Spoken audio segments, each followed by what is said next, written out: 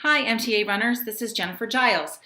I am not only one of your MTA running coaches, but I am also a sports dietitian, which means that I'm going to talk to you today about specifically power breakfasts for runners, because it is probably the most important meal of the day.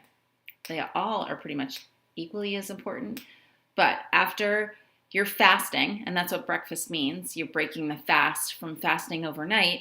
It really is the most important meal to not only efficiently fuel your run, whatever time of day that you run at, but also to efficiently fuel your day. So let's get started. So let's start here. When are you running? Because that's an important question to ask yourself before considering what kind of breakfast you should eat. Timing of fueling is very important no matter who you are or what time of day you're running. If you're a morning runner, it's important. If you're a noontime runner, it's important. And it's also extremely important if you're an evening runner.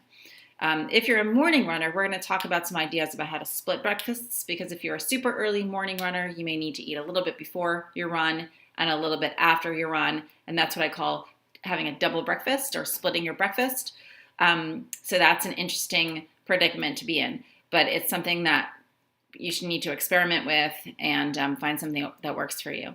If you're a noontime runner, believe it or not, breakfast is extremely important because you have to fuel your body and you have to give it enough time to digest before you actually go out for your noontime run and have enough energy and not be left feeling hungry or lethargic.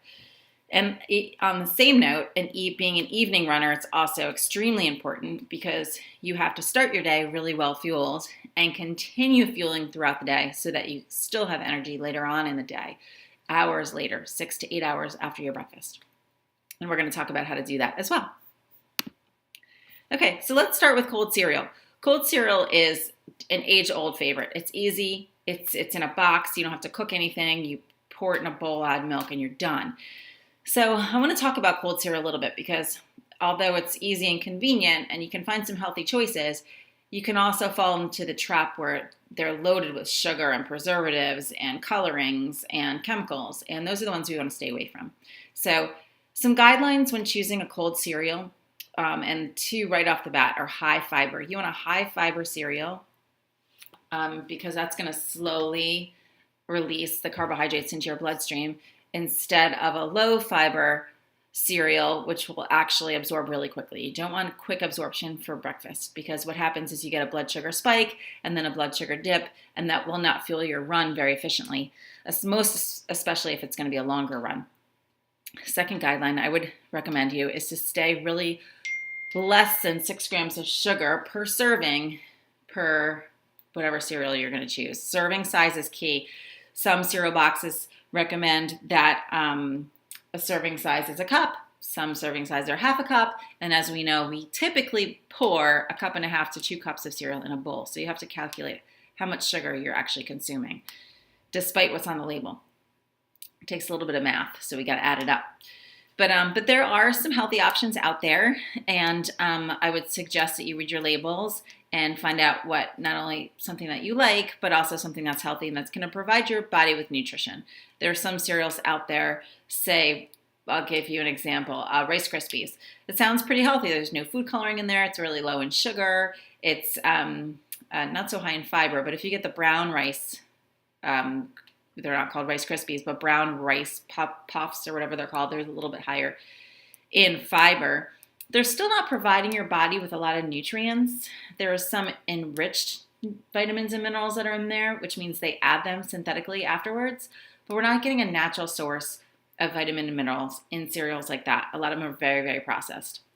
So if you're going to stick with one of those, and there are some good ones out there, like I said, Kashi makes a line of cereals that are whole grain and a little bit higher in protein and high in fiber. Weetabix is a good one because it's high in fiber and whole grains. And the way we can play around with some of these cold cereals is to add protein to them. So by adding milk, for example, you're adding about 8 grams of protein, depending on if you're choosing skim or low fat or whole milk, but you're adding pretty much on average 8 grams of protein. You could also add sliced almonds into your cereal because not only adds more protein, but it's also going to add more fiber and other nutrients. So that's a healthy addition to your cold cereal choice. And then I also say, if all else fails, have a hard-boiled egg on the side or 2 hard-boiled eggs on the side because the protein and the nutrients from a hard-boiled egg is going to increase the nutrient value of the entire meal. So you'll have cold cereal, a little bit of milk, and increase the protein by consuming a hard-boiled egg also. Any other protein on the side would work equally as well. Greek yogurt, kefir, peanut butter, any other kind of nuts would work as well. Believe it or not, I have some runners who really like to add edamame to their cold cereal because it's a great source of protein and fiber and many other nutrients also. But I know that sounds crazy, but there are people out there that like it. And nutritionally, it works. And then the last thing is add fiber. So if you have a moderately high fiber cereal and you want to add additional fiber to it, adding things like berries or sliced fruit to that cereal is going to increase the nutrition value. So it's all about increasing the nutrients that you're eating in your breakfast, and that's going to power you for your day. The tricky thing about cold cereal, specifically if you're a morning runner, is that fiber is going to, or could have a chance to upset your GI tract a little bit. Now, having said that, there are some runners that eat cold cereal that's high in fiber every single day and go out for a run and do perfectly fine.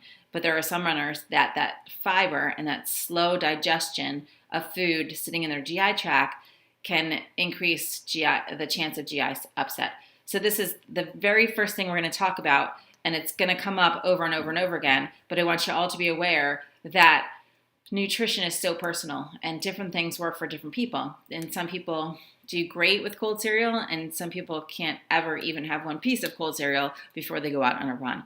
But these are things you have to learn about yourself, so trial and error is important, and testing it out over time and making sure that some things work for a shorter run, some things work for a longer run, some things don't work for a long run. Those are things that over time and with some experience and some trial and error, like I said, you're going to find out what works the best for you. Okay, one interesting thing that you can do to replace a processed cold cereal in a box is make your own granola. And it's super easy to do. Basically, you take some rolled oats, Quaker oats, or any other kind of oats that you can find in the grocery store, and you mix them with olive oil and honey and cinnamon. And I like to put them all in a baggie and toss them together so they're well coated. As a substitution, you could use avocado oil, or you could for the olive oil, or you could use agave instead of the honey, depending on what you have in your cabinets or what you prefer.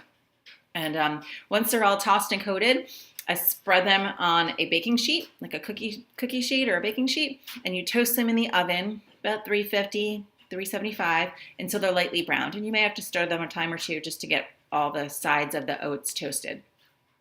After that's done and they're a little bit browned, you take them out and let them cool. Let them cool completely. And then you combine them with any kind of dried fruits and nuts that you like. So apricots, almonds, pistachios, cashews, dried blueberries, dried cherries, whatever the combination of fruits and nuts that you enjoy. You can do a couple of fruits and a couple of nuts to make it fancy. And you put them in a Tupperware or a big baggie, and you can actually store them up to a month. They'll stay fresh for up to a month, and not only could you enjoy them as a cold cereal option and add milk to it in a bowl, but you can also take it as handfuls for a snack, just to snack on. Or you could also turn it into a warm cereal. We're actually going to talk about warm cereal in a minute. And heat it up with milk in the microwave or on the stove, and it turns into a warm cereal. Full of nutrients, full of fiber, and a great source of complex carbohydrates. And with the added nuts, you have added protein as well. So a great option for if you're a cereal lover. Okay, so speaking of warm cereal, there's some options, and there's more options than what I have listed on the slide here. But warm cereal, it goes beyond just oatmeal. And I want to first preface this by saying I'm not talking about instant oatmeal, and definitely not instant flavored oatmeal. I'm talking about the real deal. So steel cut oats, rolled up oats is a close second. But there's also other options that you can try out, such as oat bran, which is higher in protein, wheat berry, also high in protein, quinoa is one of the highest protein grains that we have, can also be turned into a warm breakfast cereal. We think more of these as, side dishes or salads, but they can also be turned into a warm cereal just by doing some fun things. Steel cut oats could be turned into apple cinnamon oatmeal. oat bran, you could put pumpkin spice and roasted pumpkin in there, or canned pumpkin if you don't have roasted pumpkin. Wheat berries, the same thing. You just flavor it up with different flavors. I like to do a blueberries and cream wheat berry. So you're doing frozen blueberries and a little bit of milk and some agave nectar to sweeten it up. And you can go on and on with the combinations. Quinoa, peaches and cream quinoa is delicious. You just add some frozen peaches and, again, some milk or almond milk, depending on what you like. And now you have a nice, warm, hearty breakfast that's really high in complex carbohydrates to fuel your day and to fuel your run. And if you add a little bit of protein powder to that, a little bit of whey protein powder to any of these, now you're automatically increasing the protein content of that cereal. So again, you're giving your body enough nutrients to fuel your run and your entire day. Okay, let's move on to eggs. So eggs are incredible. They're an incredible source of many nutrients. And over the years, the recommendations have, wavered on eggs. But one thing that's always stayed true is that they're full of nutrients.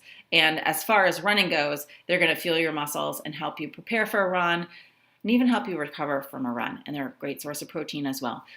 And there's a million things you can do with eggs. So I have a couple ideas here, but really the ideas go on and on and on. You can make an egg sandwich. So what I love to do is toast some whole grain bread or some Ezekiel bread and add a fried egg onto it with some low-fat turkey bacon for added protein. And the cool thing about turkey bacon, too, for breakfast is it's also higher in sodium. So now you're increasing the electrolyte content of your breakfast right off the bat. So that's pretty cool. And then I also add some spinach leaves, just again, to increase the nutritional value of the meal. Something so simple as just adding turkey bacon and spinach leaves to an egg sandwich will change that nutritional profile of the entire meal. Easy and really effective. Egg frittata. So again, many people, joke around, oh, that's just a fancy way of saying omelet. And yeah, you're right. But if it makes it fun and if it makes it different, then I say go ahead and do it. And it's super easy. If you have a cast iron skillet and you fill up the skillet with either egg whites, like those boxed egg whites, or just regular 4 or 5 scrambled eggs, and you add, say, chopped spinach, and feta, roasted red peppers, and literally you just put that mixture into the oven, 350, bake it 20 to 30 minutes, depending on your oven, and all of a sudden you have this egg frittata. And you can make this ahead of time on, say, Sunday night, and leave it in your fridge and just cut a slice or two of it for breakfast. And again, it's super convenient and full of nutrition and really easy to make and prepare and eat. Breakfast burritos are next. They're, again, really, really easy, fun, tasty, satisfying breakfast to include, on a weekly basis. I would get a high protein tortilla. Joseph's is a brand that's high in protein. Trader Joe's makes a higher protein breakfast tortilla, and all you need to do is warm that up a little bit, and inside it you put scrambled eggs. You could even put a fried egg if you don't want to wait to scramble them, and beans, salsa, guacamole, or diced avocado, and you are ready to go. It is that simple, and all of these things you're literally just taking them and scooping them into the burrito and eating it. So there's not a lot of cooking involved here. It's just creating the burrito. And lastly, I mentioned this on the last slide or 2 slides ago, hard-boiled eggs. I would just get in the habit of hard boiling a dozen eggs and keeping them in your fridge. They can keep for up to a week. And between you and the other people in your household, you can use them as a breakfast meal. You could use them as a snack throughout the day. Or if you're still hungry before you go to bed and you're doing a long run in the morning and you wanted to add some fuel to your intake for that day, you grab one and eat it. And you're really storing up that great nutrition for the next day. Okay, we cannot talk about breakfast without talking about convenience. Bars, grab and go bars, protein bars, granola bars, whatever kind of bars that you like, we're going to talk about. And I cannot go through a whole presentation without saying these are here for a reason, and and we should use them. I use them. Many runners I work with use them, and I think they're great for when you're on the go, and most of us are on the go, let's face it, or whether we're commuting somewhere and need to keep them in our bag or in our car. They're great for, long train rides or long car rides, just to keep our bodies fueled. Because if we don't keep our bodies fueled properly, guess what's going to happen? we're going to end up stopping at the gas station or stopping at a fast food restaurant and making a poor choice. But if we're prepared ahead of time, then we can use this to carry us over to the next meal. Now, I know I'm talking about breakfast, and there are times in our lives where we're going to need to grab and go one of these bars. I don't think that we should be doing it all the time or relying on them every single day, because there are some downsides. They are processed, and a lot of them contain a good amount of sugar. So we don't want to do that all the time. But in a pinch, or every once in a while, or maybe that one day where you have a super early morning and you just need to grab it and go before you run, or as a recovery snack after you run, I'm going to give you the thumbs up on that, and just make sure that you balance it out with the rest of your nutrition that you have. But here I've listed some bars that I actually think are really good and that have good nutritional profiles. The Luna protein bar, again, it's a little high in sugar, but as a recovery, say post-run breakfast, like you're running and then you have to grab something before you go to work, the Luna protein bar has a good ratio of protein to carbohydrate for a recovery breakfast. Cliff Bar is also great. The organic company that's committed to using good ingredients. I trust them and I like most of their products. There's the regular Cliff Bars, which are basically like granola bars. There's the high protein bars, and there's the new stuffed ones, which actually they're stuffed with either chocolate, peanut butter, almond butter, or they have different, coconut peanut butter, whatever it is. But they're stuffed with a nut butter, and it makes it a little bit more tasty and satisfying, and obvious and increasing the nutritional profile of those. They're really nice. They're really nice. I think guys should give them a try. Kind bars, awesome ingredients in Kind bars, and full of nutrition. They're really just nuts and fruit and a little bit of sugar that binds it all together. But they're a great on the go bar. You can find them all over the place right now, so they're super convenient to find if you don't have them in your house and you are on the road and get stuck. I mean, they have them everywhere. Target, Starbucks, so anywhere you go, you'll be able to find. I found them in the gas station the other day. Think Thin bars are also another good one. They have a lot more protein than carbohydrates, so if you're something you're looking to snack on to hold you over for a long time, these are your deal. They're going to hold you over for a couple hours. So look into those. They have a lot of different flavors. They have large bars. They have the small bite bags of little Think Thin bites. So a lot of options there too. And then last but not least, if you do like to cook or put things together or experiment, there's sites upon sites upon sites and books and books and books on making homemade bars or homemade energy balls or, Cliff Shop blocks, a homemade version of Cliff Shop blocks. So these are options too. And ingredient-wise, you're going to do even better if you go down that road, because it's going to be all natural ingredients that you actually use, and they're really most of them are based with peanut butter or some sort of flour, almond flour or whole grain flour. So they're all natural ingredients that are then again making a homemade bar.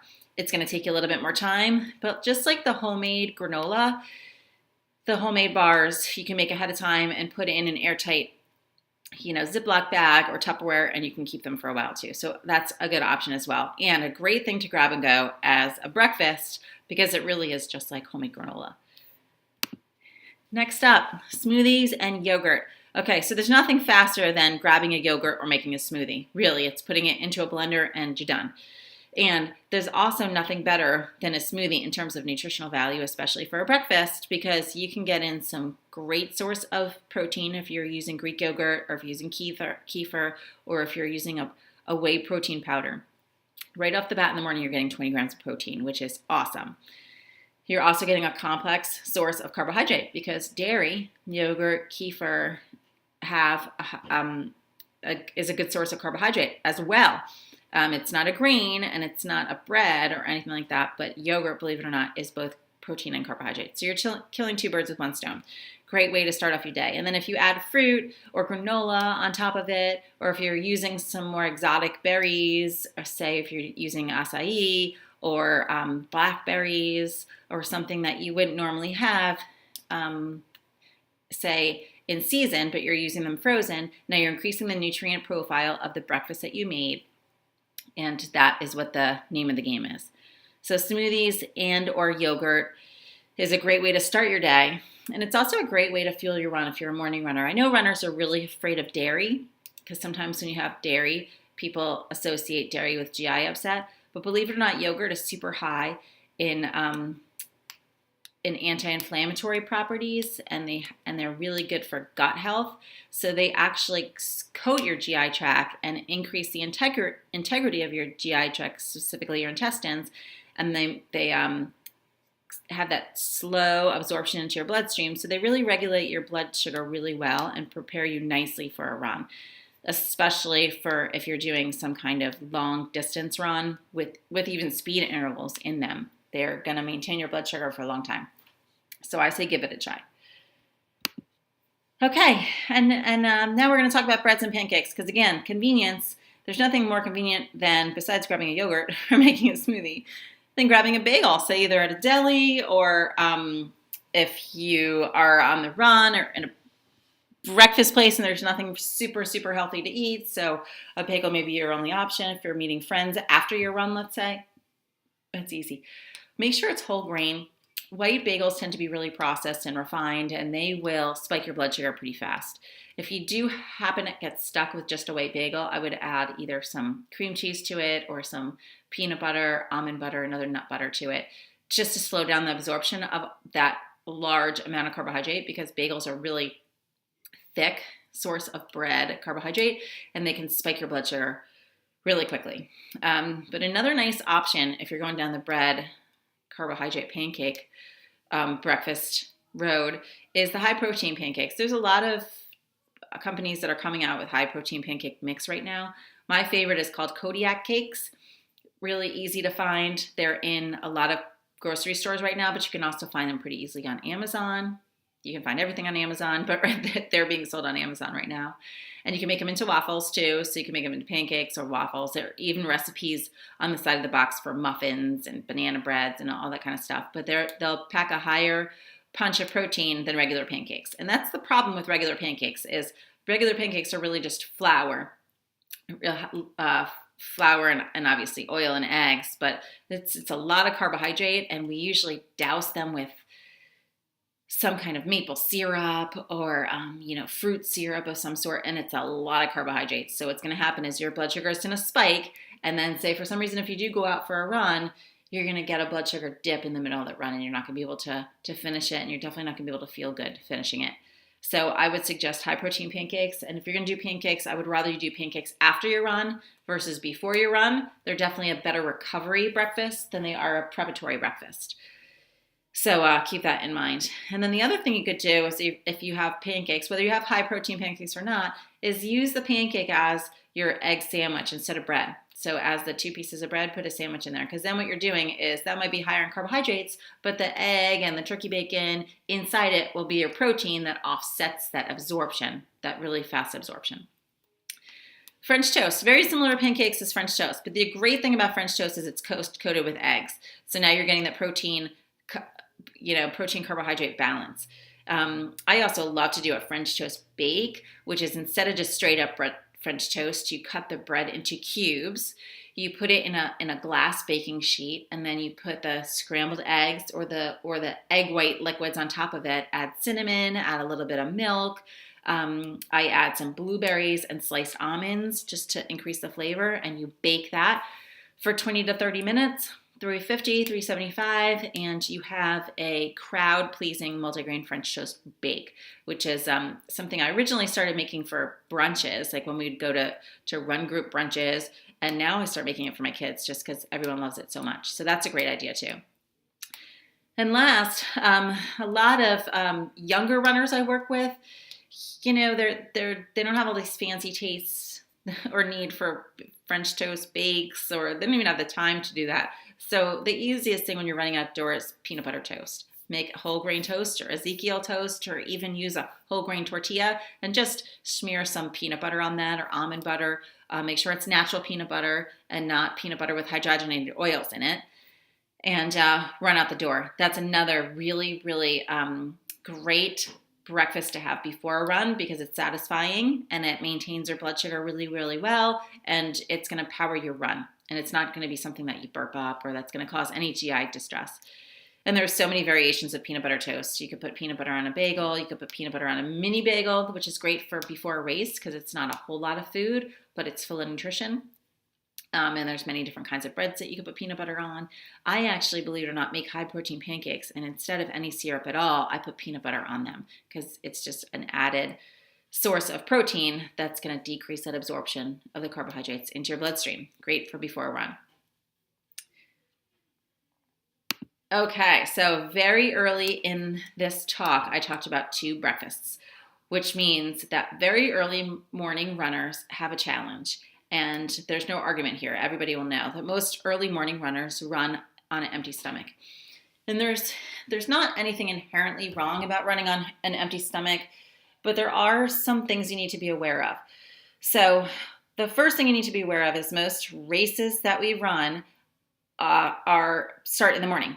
So if you're going to toe the line for a race, specifically a longer race, a half marathon or a marathon, and you don't eat breakfast before that race, then you're going to bonk. There's just no way around it. You need to fuel your run.